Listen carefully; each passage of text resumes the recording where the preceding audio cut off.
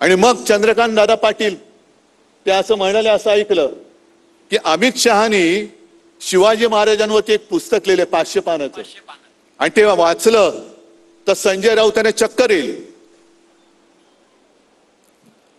पण हे बोलल्यानंतर मला पत्रकारांनी सांगितलं, ते बोलले खरे अमित शहानी पुस्तक लिहिलंय आणि स्वतः पाटलांना चक्कर आली.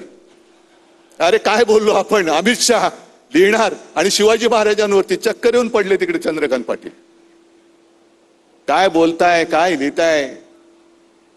हे नुसतं जर का तुम्ही यांची गेल्या काही काळातली वक्तव्य जरी ऐकली ना तरी कपाळावरती हात माराल. आणि मग त्याच कार्यक्रमात मला असं वाटतं देवेंद्र फडणवीस बोलले की शिवरायाचा अपमान करणाऱ्याला टकमक टोकावरून ढकलावं असं वाटतं. पुढचं बोलण्याच्या आधी त्याने कोणतरी सांगितलं की अमित शहा त्यांच्याबद्दल एकेरी नावात बोललेत, शिवाजी महाराजांचा उल्लेख त्यांनी एकेरी नावात केलाय. मग थांबले. पण आपण लोकशाहीमध्ये, कारण माहिती आहे तुमच्या शेंड्या त्यांच्या हातात आहेत, शिवाजी महाराजांचा अपमान करणारा कोणी असेल त्याला शिक्षाही झालीच पाहिजे. ही शिवशाही जर आपण पाळणार असू तर आपण छत्रपतींचं नाव घेऊ शकतो. आणि मग तुम्हाला गुमराह करून ठेवायचं सगळं, बाकी मार्गदर्शन सगळं झालेलं आहेच. पण हे काही राजकारण आहे, ज्या कोणत्या दिशेने आपण जातोय म्हणण्यापेक्षा कोण आपल्याला नेतंय.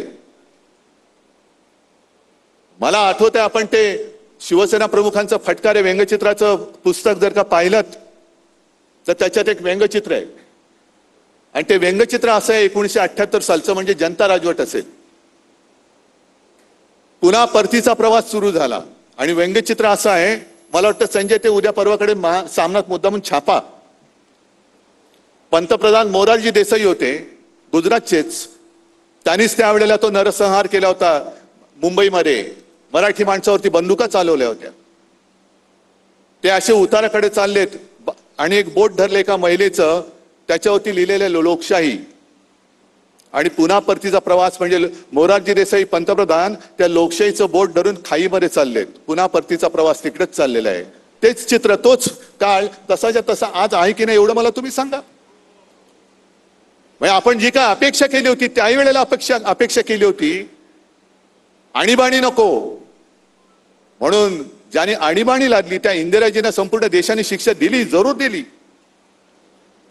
पण नंतर जनता पक्षाने जे काय देशाचे धिंडोडे वाट लावली, मग त्याच देशाने त्याच जनतेने पुन्हा इंदिराजींना पंतप्रधानपदी बसवलं. याचं कारण